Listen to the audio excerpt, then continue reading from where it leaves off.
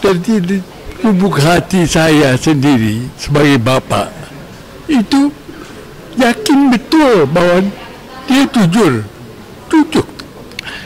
dan ini kelihatan juga yang nggak penting, misalnya dia tinggalkan perusahaannya yang banyak untung tadi, berikan pekerjaan 4 juta manusia Indonesia, ditinggalkan itu, dan dia khusus mengerjakan adik-adiknya di bidang digital, di pendidikan. Kuasa hukum terakhir. Nah ini Pak, ini hadir sini aja Pak. Hadir Bapak Dr. Nono Anwar Makarim, Bapak kandung dari Nadiem Makarim. Beliau ini adalah, saya ulang. Sebentar dulu, bawel. Sebentar dulu, maju gimana ini? Ini, oke, maju. Ya, saya pegang. Lihat cincinnya kelihatan lebih jelas. Bukan, saya belum bicara, Bapak ini dulu mau bicara.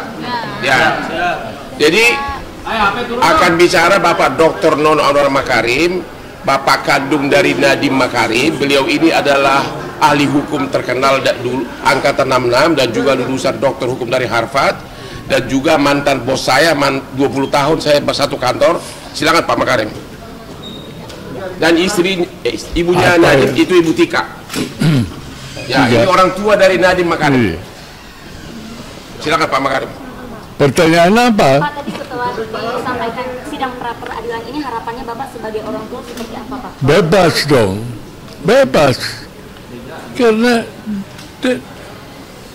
dari lubuk hati saya sendiri sebagai bapak itu yakin betul bahwa dia jujur, dan ini kelihatan juga yang nggak penting, misalnya dia tinggalkan perusahaannya yang banyak untung tadi, berikan pekerjaan 4 juta manusia Indonesia, ditinggalkan itu,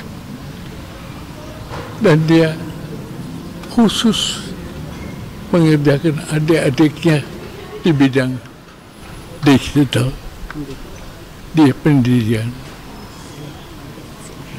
Kenapa Pak? Silakan Pak Tika, Bu Tika. Ibu, kenapa? Ya, Ibu dari Nadiem Makarim.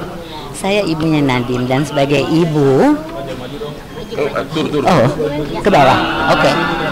Terima kasih, Bu. Sebagai ibu dari Nadiem, oke. Sebagai ibu dari Nadiem, saya sedihnya luar biasa tentunya.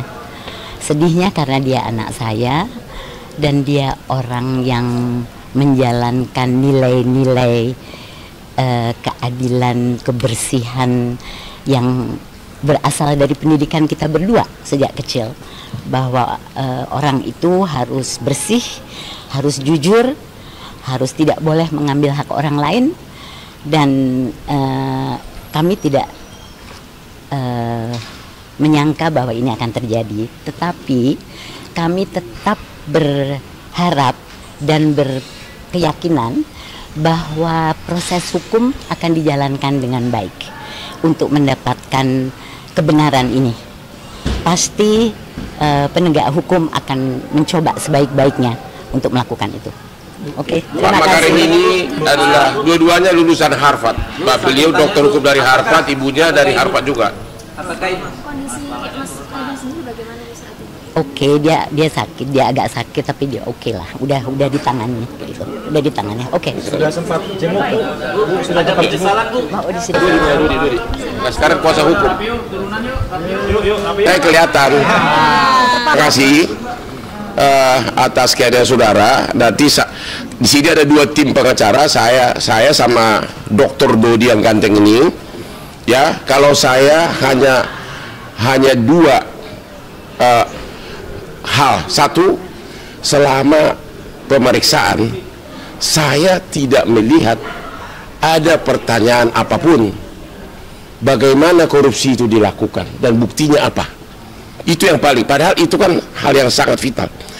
Selama pemeriksaan oleh penyidik tidak ada pertanyaan bagaimana caranya Nadiem melakukan korupsi tersebut dan buktinya apa, dan sudah pasti bahwa tidak ada masuk ke rekeningnya dan uang itu ke siapa, tidak ada pertanyaan. Jadi tidak ada pertanyaan siapa yang diuntungkan pun nggak ada. Siapa, kan korupsi itu kan menguntungkan diri sendiri, itu tidak ada karena tidak ada 1 sen pun uang ke Nadiem. Menguntungkan orang lain, tidak ada pertanyaan satu lantas siapa. Jadi unsur korupsinya di mana? Kok ditahan gitu loh. Yang kedua, yaitu tadi BPKB sebagai sah lembaga negara telah menyatakan bahwa soal harga itu wajar. Kan korupsi itu kan hanya satu intinya markup, ya kan? Ini tidak ada, disebut wajar. Nah, itulah, jadi memang intinya belum ada dua bukti permulaan. Silakan Pak Dodi. Ya. Boleh maju sedikit Pak Dodi. Izin Pak Dodi, maju sedikit boleh maju sedikit. Ya. Oke, terima kasih. Ya, jadi memang bukti permulaan ini tidak ada karena kami pun masih mempertanyakan sebab perbuatan apa Pak Nadiem ini ditetapkan sebagai tersangka. Karena kalau kita melihat daripada penetapan tersangka yang menyatakan bahwa Pak Nadiem ditetapkan di dalam program digitalisasi 2019-2022, itu tidak pernah ada program digitalisasi. Nah, yang dilakukan oleh Pak Nadiem adalah membuat permen ya, saat itu untuk mengatasi adanya COVID yang mengakibatkan pembatasan kegiatan berskala besar sehingga pendidikan tidak bisa dilakukan, pendidikan harus dilakukan melalui daring. Oleh karena itulah dibuat permen ya, untuk tujuan mengatasi akibat kondisi COVID saat itu. Nah, bukti permulaan yang mana ada hubungannya dengan apa perbuatan yang dilakukan. Begitu juga kerugian negaranya berapa, menguntungkan siapa, ada hubungannya dengan perbuatan apa.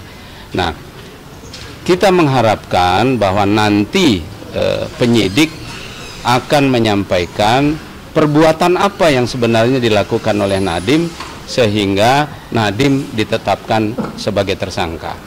Nah, yang kedua juga berkaitan dengan prosedur formil tadi sudah disampaikan ya bahwa Nadiem ini diajukan sebagai tersangka, di samping belum jelas perbuatannya apa, statusnya juga belum jelas. Apakah sebagai karyawan swasta ataukah sebagai menteri? Nah, ini juga nanti kita harapkan, kita dengar, karena tadi amicus curiae sudah menyampaikan bahwa proses pra-peradilan hendaknya dilakukan secara lebih dalam, ya, tidak seperti yang biasa-biasa dilakukan, tetapi juga menggali, ya, bukan menggali kepada pemohon, ya, beban pembuktian kepada pemohon, tapi juga beban pembuktian kepada penyidik. Ya. Apa yang dimiliki oleh penyidik, bukti-bukti apa sehingga Nadiem dapat ditetapkan sebagai tersangka, perbuatan apa dan apa akibatnya. Nah, ini yang perlu kita dengar nanti. Saya rasa kita tunggu proses persidangan berikutnya karena terlalu prematur.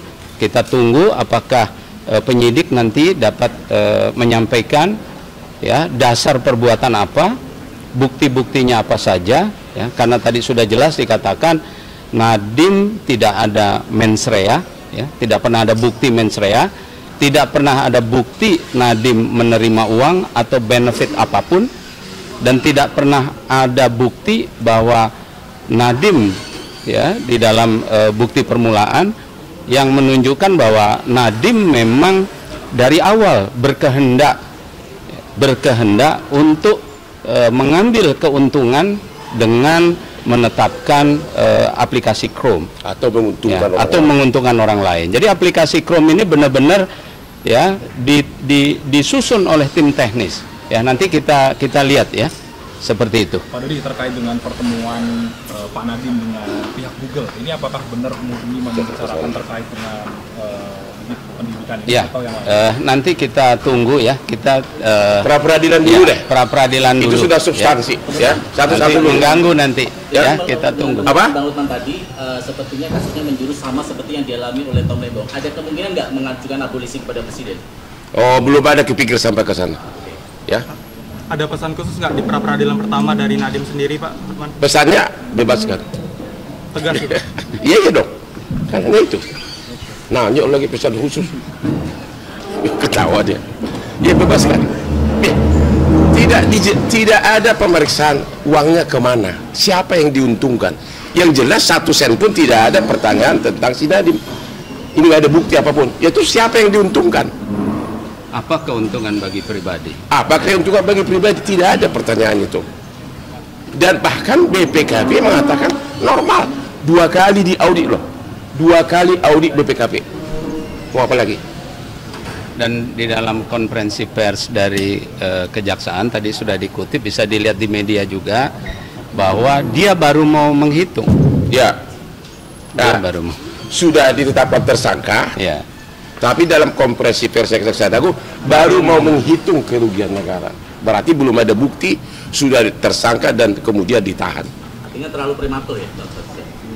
Ya harus dibatalkan penetapan tersangka. Bukan prematur, tidak ada 2 alat bukti.